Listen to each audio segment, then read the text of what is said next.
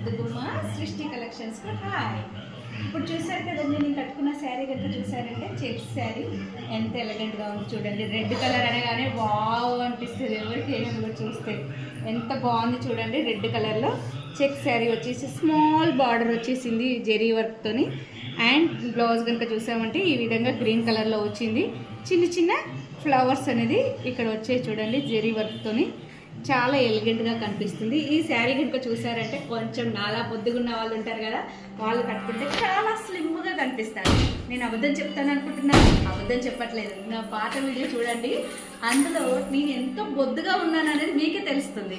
కానీ ఈ శారీలో చూడండి ఎంత స్లిమ్గా కనిపిస్తున్నానో.